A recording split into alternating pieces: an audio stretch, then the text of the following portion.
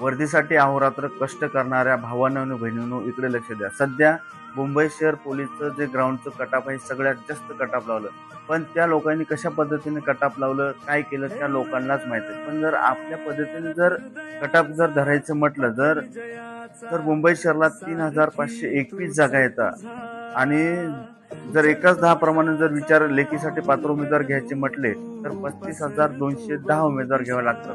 पण त्यांनी उमेदवार घेतले 33,314 उमेदवार, मग बाकीचे उमेदवार गेले कुठे? बरोबर आहे। तर मागच्या वर्षीचा जर विचार करायचा म्हटलं 2022 आणि 23 पोलीस भरतीचा विचार करायचा म्हटलं तर मुंबई शहर पोलीसला 2,572 जागा होत्या।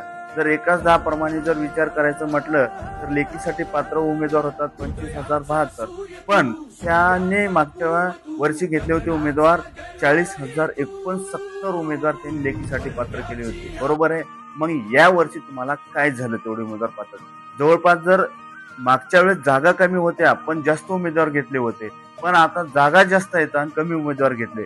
जर विद्यार्थी मित्रांनो जर जवळपास अंदाजे 50,000 उमेदवार हे लेखीसाठी पात्र होतात, पण त्याने घेतले उमेदवार फक्त 33,314। या ग्राउंडच्या कटापमध्ये बदल झालाच पाहिजे। यासाठी तुम्ही सर्वांनी मेल करा, फोन करा, शेवटी आवेदन अर्ज करा।